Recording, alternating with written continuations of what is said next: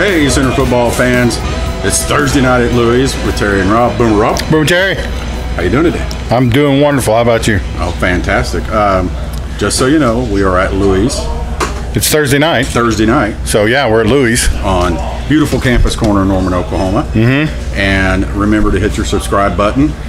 And we are not affiliated with the University of Oklahoma. But we do have eligibility now. That sometimes gets hard. Eligibility. That's why I do the first part, so that you have to do the second part. So, also, we want to make sure everybody saw the announcement that Friday, April 12th, forgot what date it was, April the 12th, we will be here the night before the spring game from 6 p.m. to 10 p.m. I'm hoping to be here. Rob will be here. It's in walking distance from you. I'm going to try. I can ride my gator over here. How about that? There you go. And free gator rides with Rob. But it's come and go. Come and meet other Sooner fans. We got people coming in from all over who are coming to the spring game. Just sit back, have a drink, have a soda, have a beer, have some nachos. We're going to do some podcasting and stuff, maybe some videos. But I highly recommend the loaded cheese fries. Highly recommend them too. They're the Rob and Terry specials, and Teresa, right, honey? And they're amazing. So there's one of those things that's not on the menu, but somehow we always get them. Yeah. Well, they love us here. Yeah. We are who we are. I mean, who doesn't though? Yeah. Exactly. That's what I've been trying to tell everybody. So, first off, I got to thinking the other night, our buddy Claude on the podcast. Claude Mills? Yeah. Can you repeat anything about the Tom Cruise movie that he knew everything about? Oh, man. I knew it was Ampipe. And I knew it was in Pittsburgh. Yeah. But that's about all I can tell you. Yeah. Well, All the Right Moves, right? All the Right Moves, yeah.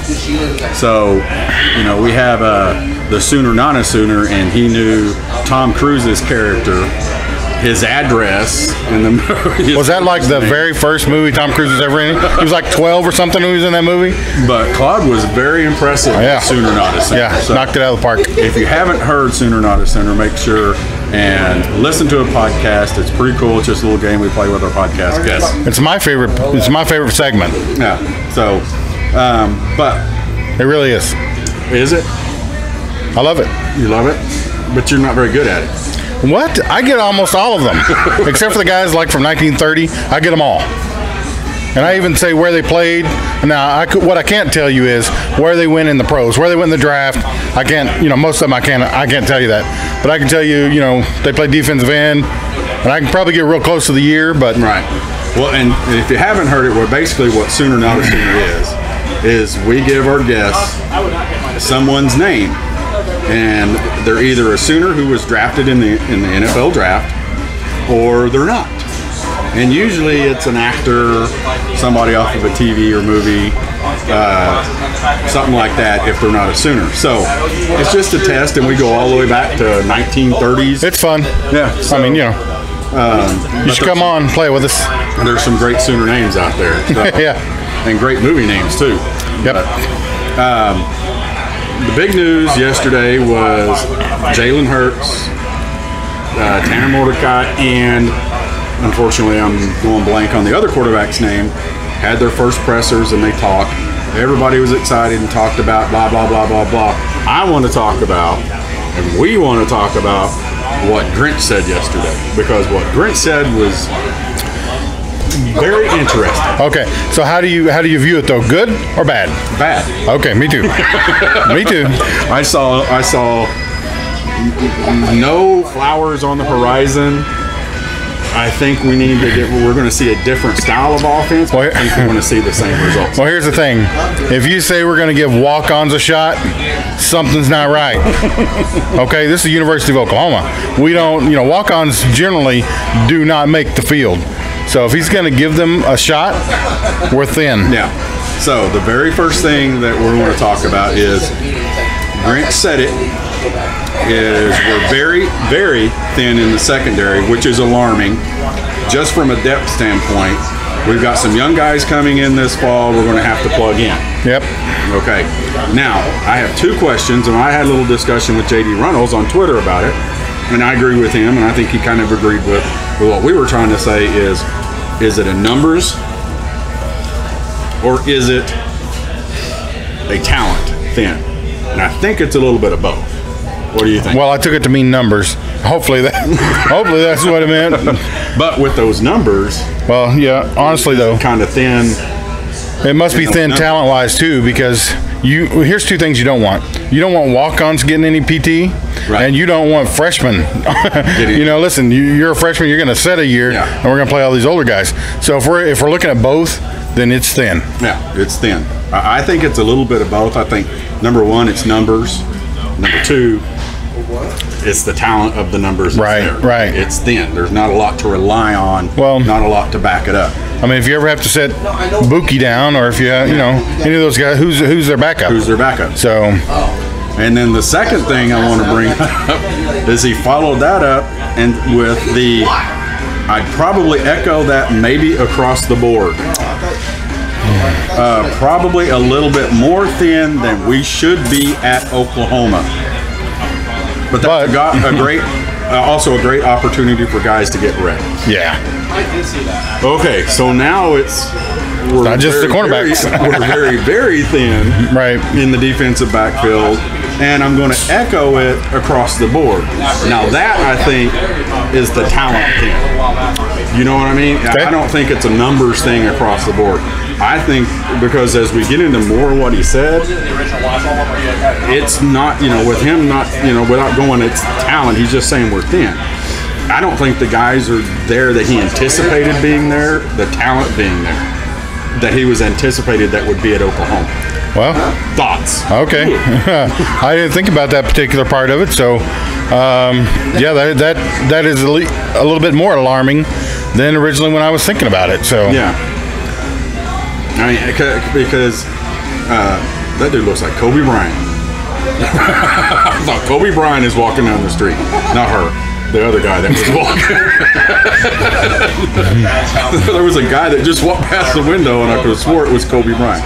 Anyway, I didn't see anybody but a girl. Anyway,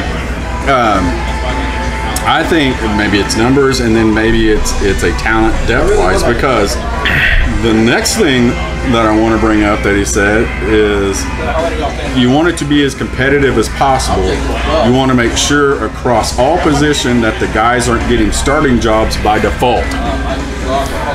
They're probably a little bit too much of that right now, just because the numbers that we have. Well, yeah. So nobody's going to beat Parnell Motley out, but apparently there's no one pushing him either. Yeah, there's no one. So, and I think probably in some, not just Parnell Motley, but in some other positions, this is the best we got. We're just going to have to go.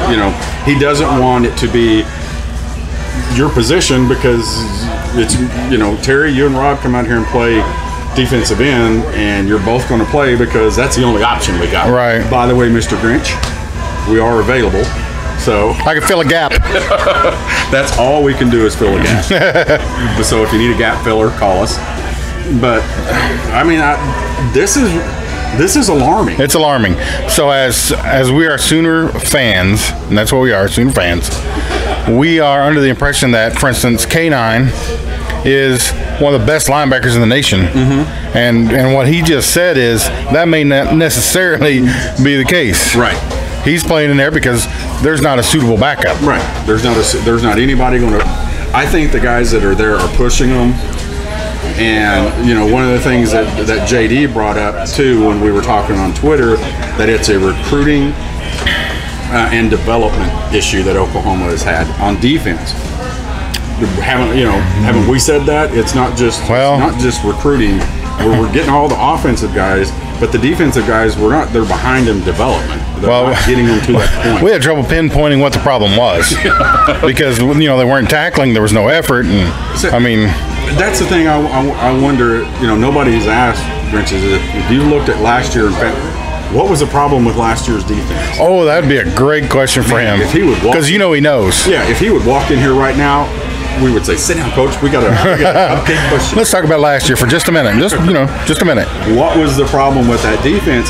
And I think he's answering it here, and a lot of us have known it, and we're not trying to bash the players. We said it on the podcast the other day. Rob, you said it eloquently that you know they're giving 110%. I always say it eloquently. Okay. But they're giving everything they have. But the same can be said about, I don't know, pick a team. North Texas, San Antonio, UT San Antonio. You can be given the effort, but if the talent isn't there to produce the results, you're going to have the same thing. So what you're saying is, basically every offense that we played this last season out-talented our defense. Yes. I think that's obvious. That's scary.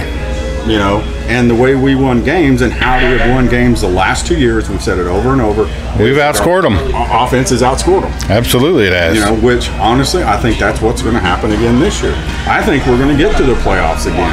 I think our defense statistically is going to be better. Okay? But overall, we've seen what 114th ranked defense will do. It'll get us into the playoffs. Well, that's if you have the best offense in the country, though. The 64th ranked defense will get our offense into the playoffs. Yeah. They're not going to win a playoff game, but it's enough to get us there.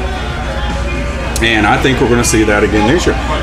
I'm getting more like I was last year at this point, is I'm not worried. I don't care who he puts at quarterback. I have that much faith in Lincoln Riley as an offensive mind, that whether it's Jalen Hurts, whether it's... Yeah, but you want Jalen, right? Yeah, you want Jalen.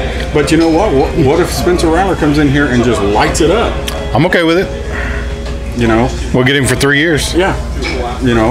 Or whoever he puts back there. He is a genius at doing what everybody on that field, putting them in the position to do the best. And that includes the offensive line. Whatever, we've got 5 guys. We're going to have 4 new guys on there. I really don't think it's going to matter. I think he's going to play to Jalen Hurts' strengths of what he does, to Mordecai if it's him, and to Spencer if it's him. Of course. And I just wish he would turn some of that over on the defensive side of the ball. Right. Right. So. But the last thing on the defense, and this was the glaring one to me, was, we've heard about the speed D. It's about flying to the ball, bringing energy, aggression every single snap, and approaching the game with an aggressive attitude. We all want that. Absolutely we do. Grinch. Especially us old guys. Yeah, the Grinch says, basically he said this yesterday, on the snap of the football, the play has to be made. So I don't know that enough guys are thinking that way, just itching and dying to be the playmaker on this defense. Don't ever say you never had a chance to play at Oklahoma, because right now, whether you're a walk-on, whether you're just or a 5-star, we get a jersey, right, and get a couple of square meals the Friday before game, you've got an opportunity to play at Oklahoma right now. That tells you where the defense is at. Well, let's say this about that particular point of it. I think nobody really expected Jason White. I think he was a 3-star when he came out of high school. Right. Nobody's really expecting him to start and do what he did at the University of Oklahoma. And he turned into one of the best quarterbacks we ever had. Right, and they developed him into the best. They developed him. Sam Bradford was the same way. My point is, there can be a diamond in the rough. Yeah. That right now, they're like, oh, he's a walk-on. That tomorrow may be a star. Yeah, I think, and we're really not going to see anything in the spring game, but I think we're going to see a more aggressive defense, which I think is going to make Sooner fans happier that it's more aggressive. Now, dollars to donuts, that somebody's going to be going, why are we blitzing so much and why are we doing all this? Of course they will. But that's the style of defense that we're going to start seeing at Oklahoma. The single gap, aggressive, attack the ball, everybody getting to the ball. Well, I just don't know if we have the talent to make as big a leap as what everybody's at. I don't either, but you recall what we said last year. We said they're getting burnt anyway. Yeah. Let's blitz. Let's do something different, because they're getting torched deep. So let's go ahead and do the things that most decos do not do. Yeah. And that's blitz and just be real creative defensively and be aggressive. You're right. They were beating us deep anyway. So might as well. Yeah. So I'm okay with it. But again, it's alarming. It's the first year. I just think, the more I'm looking at this, is I'm thinking us Sooner fans are going to have about 2 more years of this, of what we've had the last 2 years. The best offense in the country. and with the defense this year that is going to be struggling to be better. Suspect at best, right? Yeah, the following year probably quite a bit better, and then the third year we're going to see that drastic increase. Well, we hope. I hope I'm wrong, because I like Kool-Aid, and I'm tired of not drinking the defensive Kool-Aid, and I'm not going to do it. Okay, all right. Are you going to do it? I'm going to do it. You're going to drink it? I do it every year. I'm going to do it. You're just kind of a masochist when it comes to that, isn't you? And then I'm going to go walk out the front door when they give up 100 points to Army or whatever. So, but also, guys, if you haven't noticed, we got a new little banner up behind us. It kind of tells you what you're watching while you're watching this on YouTube. This pretty guy's me right here. Yeah. The young guy's me. But we're hoping that maybe it'll be in here every time you come into Louis, and you can sit in the corner where the podcast and YouTube videos are. Well, all the cool kids are doing it, so. Yeah. So it is what it is. Rob, you got anything else you want to bring up? Man, it's opening day. Baseball opening day. Baseball. Look, this is true. Wore my Dale Murphy jersey. Dale Murphy. Aren't you a Rangers fan? You're not. I am a Rangers fan. You're not supporting the Rangers? Well, they don't have any players like Dale Murphy. So I had 4 choices this morning because that was all clean. I had Mickey Mantle, I had Babe Ruth, I had Dale Murphy, and Johnny Bench. So I went with Dale Murphy. So not only is Rob looking for a stalker, he's looking for someone to do his laundry, right? Well, I had 4. I only got like 6, so it's not like, you know. So anyway, guys, that's the video for today. Again, Friday, April 12th, 6 to 10 p.m. right here at Louis. We're here every Thursday. Folks, you're welcome to come out here on Thursdays and join us. But especially on the 12th, come out. They got an area set aside for us. We're going to do some podcasts, have some good drinks, some good fun. We're going to meet a lot of people from Twitter that you've wanted to meet. So make sure and be here. It's going to be great. And Gatorides. And Gatorides from Rob. Probably not. We'll see. But thanks a lot. That's it. Boom, Rob. Boom, Jerry.